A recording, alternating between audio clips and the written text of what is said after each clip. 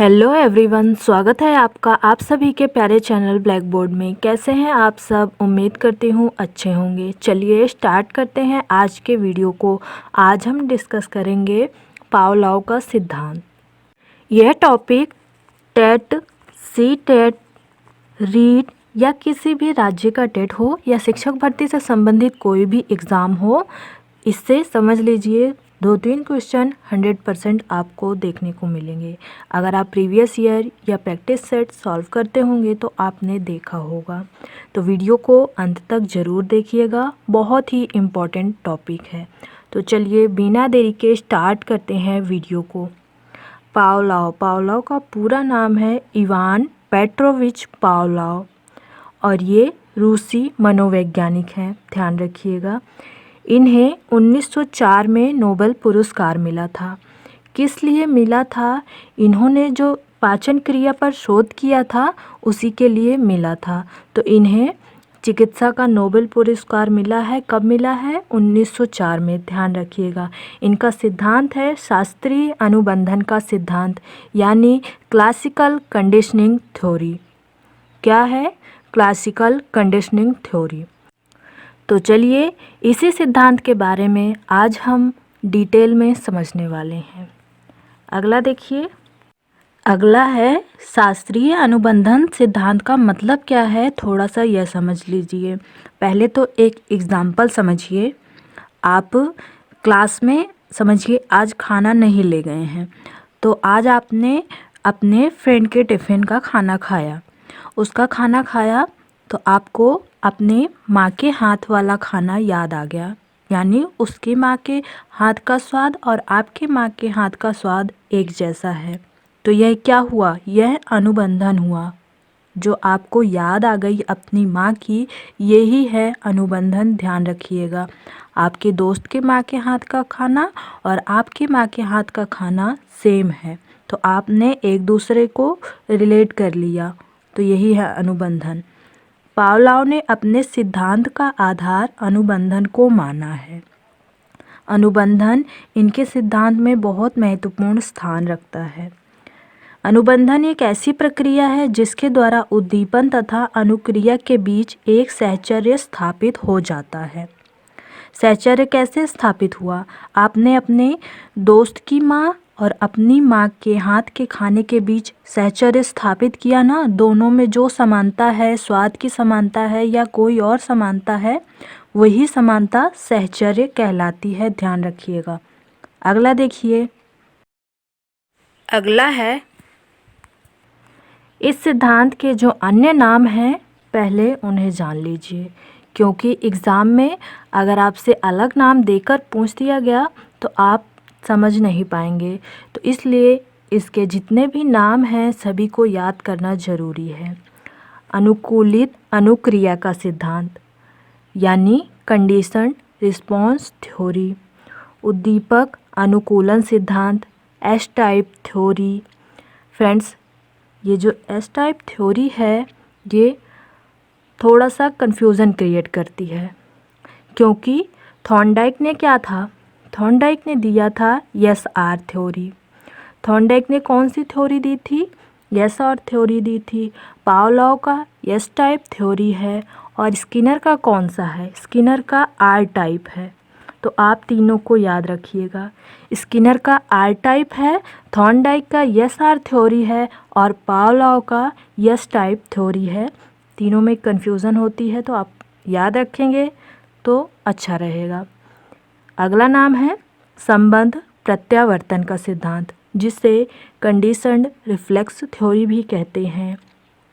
इनका सिद्धांत मनोविज्ञान का बहुत ही प्राचीन सिद्धांत है, तो इसीलिए इसे अधिगम का प्राचीन या परंपरागत सिद्धांत भी कहते हैं। क्या कहते हैं? अधिगम का प्राचीन या परंपरागत सिद्धांत। एक बार एग्ज़ाम में क्वेश्चन ये वाला पूछा गया था कि अधिगम का परंपरागत सिद्धांत कौन सा है? तो कौन सा है? अनुकूलित अनुक्रिया का सिद्धांत किसने दिया है? पावलोव ने दिया है। इस तरह से क्वेश्चन बनते रहते हैं। एक पॉइंट यहाँ पर और ध्यान रखिए, इनकी जो बुक है उसका नाम है कंडीशनड रिफ्लेक्सेस, ध्यान रखिएगा। अगला देखिए, इन्होंने जो प्रयोग किया था, चलिए अब उसके बारे में जानते हैं। पहली बात तो आप यही ध्यान रखिए, प्रयोग किस पर किया था? कुत्ते पर किया था। ये वाला क्वेश्चन बहुत ज़्यादा पूछा गया है। पावलोव ने किस पर प्रयोग किया था? तो कुत्ते पर प्रयोग किया था। इनका जो प्रयोग था वह क्या था, समझिए। पावलोव ने अपना प्रयोग कुत्ते पर किया। उन्होंने कुत्ते को एक पिंजरे में भूखा रखा। अब उन्होंने उसे खाना दिया। खाना देखते ही कुत्ते के मुंह से लार टपकनी शुरू हो गई। जब कुत्ते को खाना देते थे तो खाना खाने से पहले वे घंटी बजा देते थे। यही प्रक्रिया कुछ दिनों तक चली। कुछ दिनों बाद कुत्ते को लगने लगा कि जब घंटी बजेगी तभी खाना मिलेगा। अब जैसे ही घंटी बजती थी तो कुत्ते के मुंह में लार आनी शुरू हो जाती थी। तो घंटी क्या थी? घंटी उसका स्टिमुलस बन गई थी, उद्दीपक बन गई थी कुत्ते का। इस तरह कुत्ते ने घंटी के साथ संबंध स्थापित कर लिया था। फिर कुछ दिनों बाद घंटी बजाने पर वह कुत्ते को खाना नहीं देते थे, तब भी घंटी की आवाज़ सुनने पर ही कुत्ते के लार आ जाती थी। यही इनका प्रयोग था। अगला है इनके प्रयोग के चरण। चरण क्या है देखिए। यूसीएस क्या था? यूसीएस भोजन था। यूसीएस का मतलब होता है अनकंडीशनल स्टिमुलस। क्या होता है? अनकंडीशनल स्टिमुलस यानी स्वाभाविक उद्दीपक। स्वाभाविक का मतलब नेचुरल उद्दीपक, जिसमें कोई कंडीशन नहीं है, इसीलिए क्या कहा गया है? Unconditional stimulus. और यूसीआर क्या था? लार था। यूसीआर का मतलब है अनकंडीशनल रिस्पॉन्स यानी स्वाभाविक अनुक्रिया है। जब कुत्ते को भोजन मिला तो यह स्वाभाविक उद्दीपक है, तो लार टपकना उसकी स्वाभाविक अनुक्रिया है। CS conditional stimulus. Conditional stimulus क्या है? घंटी है। घंटी एक कंडीशन है ना, वो तो पावलोव ने अपने मन से लगाई है, ऐसा तो है नहीं कि वह स्वाभाविक है, तो इसीलिए ये कंडीशन है। कंडीशन स्टिमुलस है घंटी, और उसके साथ जोड़कर अनकंडीशनल स्टिमुलस भोजन मिला तब भी उसके लार टपकना शुरू हुई कुत्ते के। तो लार टपकना शुरू हुई तो ये अनकंडीशनल रिस्पॉन्स भी है और कंडीशनल रिस्पॉन्स भी है। लार टपकना ध्यान रखिएगा, ये जो यहाँ पर लिखा है ये पूछा जाता है। जैसे आपसे क्वेश्चन पूछ लिया जाएगा कि यूसीएस क्या है? यूसीएस भोजन है। भोजन क्या है? भोजन यूसीएस है, यानी अनकंडीशनल स्टिमुलस है। लार क्या है? लार यूसीआर है। अनकंडीशनल रिस्पॉन्स है, स्वाभाविक क्रिया है। इस तरह से क्वेश्चन बनता है। और घंटी क्या है? घंटी कंडीशनल स्टिमुलस है। इस तरह से क्वेश्चन इस स्लाइड से बनेंगे, ध्यान रखिएगा। फिर तीसरा चरण उनका क्या था? सबसे पहले तो भोजन आया तो उसके स्वाभाविक क्रिया लार आई। सेकंड चरण था घंटी और भोजन दोनों, घंटी बजी, भोजन आया, फिर कुत्ते के लार आई। थर्ड चरण उनका क्या था देखिए, कंडीशनल स्टिमुलस था। कंडीशनल स्टिमुलस क्या है? घंटी है, तो यहाँ पर कंडीशनल रिस्पॉन्स हुआ। अब कंडीशनल रिस्पॉन्स और अनकंडीशनल रिस्पॉन्स दोनों बराबर हैं तो दोनों एक ही होगा। तो लार टपकना स्वाभाविक क्रिया है क्योंकि उसने घंटी के साथ अपनी स्वाभाविक क्रिया जोड़ ली थी। ध्यान रखिएगा। अगला देखिए। अगला है नोट। जो उनके प्रयोग से संबंधित कुछ इम्पोर्टेंट नोट हैं उसे समझिए। पावलोव के सिद्धांत में घंटी के माध्यम से लार का आना अस्वाभाविक क्रिया है, अतः घंटी एक अस्वाभाविक उद्दीपक कहलाता है। घंटी के माध्यम से जो लार आई है वह अस्वाभाविक क्रिया है, यानी कंडीशन रिस्पॉन्स है, और जो भोजन के माध्यम से लार आएगी वह अनकंडीशन रिस्पॉन्स है। दोनों में यही अंतर है, ध्यान रखिएगा। पावलोव के अनुसार व्यक्ति किसी उद्दीपक के माध्यम से कोई भी कार्य या अनुक्रिया करता हो तो वह अपने आसपास की परिस्थितियों के साथ अनुबंधन कर ही लेता है। जैसे जब हम लोग स्कूल में रहते थे तो 15 अगस्त पर गाना गाते थे ना, ऐ मेरे वतन के लोगों। अगर यही गाना हम लोग आज सुन लेते हैं तो उस समय की परिस्थिति की याद आ जाती है ना।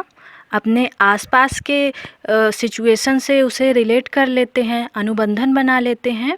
तो यही यहाँ पर कहा गया है कि किसी उद्दीपक के माध्यम से कोई भी कार्य या अनुक्रिया होती है तो वह अपने आसपास की परिस्थितियों के साथ अनुबंधन अपने आप ही हो जाता है। अगला देखिए, अगला है शास्त्रीय अनुबंधन का जो कक्षा में प्रयोग है उसका थोड़ा एग्जाम्पल समझिए। कक्षा में प्रयोग, विद्यालय की घंटी बजने पर छात्रों द्वारा अपना बस्ता बंद करना अनुबंधन कहलाता है। यानी जब विद्यालय की घंटी बजी तो उसके साथ आपने संबंध स्थापित कर लिया है कि विद्यालय की घंटी बज गई है तो अब हमें अपना बस्ता पैक करना है। तो यही है अनुबंधन, ध्यान रखिएगा।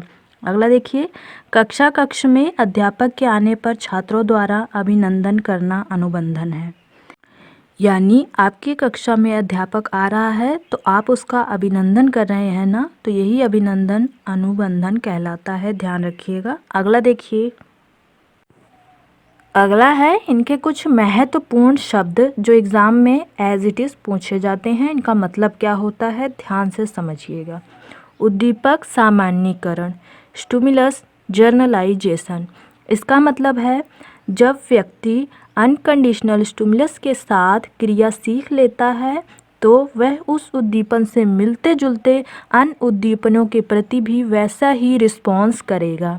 जैसे अलग अलग घंटियों की आवाज़ आने पर भी कुत्ता लार टपकाना शुरू कर देता है। अलग अलग घंटियों की आवाज़ कैसे, समझिए। जैसे घंटी की जगह थाली बज गई तब भी तो उसमें आवाज़ आई, हारमोनियम बज गया तब भी आवाज़ आई, गिटार बज गया तब भी आवाज़ आई। तो इन सब आवाज़ों पर भी कुत्ते की लार टपकना शुरू हो जाएगी क्योंकि वह उद्दीपक सामान्यीकरण के चरण से गुजर रहा है। उसने अपनी प्रतिक्रिया जो है उद्दीपक सामान्यीकरण के अनुसार कर दी है। अगला है विलोपन, एक्सटिंक्शन। इसका मतलब है अगर कंडीशन स्टिमुलस के बाद अनकंडीशन स्टिमुलस प्रदान ना करें तो कुछ समय बाद जो रिस्पॉन्स होगा वह बंद हो जाएगा। कैसे, जैसे घंटी की आवाज़ के बाद अगर खाना ना दिया जाए तो कुत्ते की लार आना बंद हो जाएगी। यानी लगातार घंटी बजाने पर, भोजन ना देने पर कुत्ते की जो लार वाली अनुक्रिया है वह ख़त्म हो जाएगी। इस पॉइंट का मतलब यही है, ध्यान रखिएगा, इम्पॉर्टेंट है, पूछा जाता रहता है। अगला है विभेद, डिस्क्रिमिनेशन। इसमें व्यक्ति ओरिजिनल अनकंडीशनल स्टिमुलस और अदर स्टिमुलस के बीच विभेद या अंतर करना शुरू कर देता है। जैसे बहुत सारी घंटियां बजने के बावजूद कुत्ता यह पहचान जाता है कि किस घंटी की आवाज़ के बाद खाना मिलेगा। यानी बहुत सारी घंटियों की आवाज़ होगी, अलग अलग प्रकार की घंटियाँ होंगी। जैसे मैंने इसके पहले आपको बताया ना कि घंटी की जगह थाली हो जाएगी, हारमोनियम हो जाएगा, गिटार हो जाएगी, कुछ भी हो जाएगा, तब भी जो कुत्ता है उसकी लार टपकने लगेगी। लेकिन यहाँ पर क्या है, इन सब में वह अंतर कर पाएगा कि ये वही वाली घंटी है या नहीं है जिसके बजने के बाद खाना मिलेगा। तो यहाँ पर वह यह विभेद करना सीख जाता है, ध्यान रखिएगा। अगला देखिए, अगला है अभ्यास प्रश्न। अधिगम से संबंधित पावलोव की रचना कौन सी है? वीडियो में मैंने डिस्कस किया है। Animal intelligence, condition reflexes, dynamic theory या लर्निंग रिइंफोर्समेंट। इनमें से कौन सी है जो पावलोव की रचना है? इसका आंसर कमेंट सेक्शन में ज़रूर बताइएगा। वीडियो कैसे लगा यह भी बताइएगा। वीडियो पसंद आया तो वीडियो को लाइक कीजिए, अपने दोस्तों के साथ शेयर कीजिए और ऐसे ही इंटरेस्टिंग वीडियोस देखने के लिए चैनल को ज़रूर सब्सक्राइब कीजिए। Thank you friends.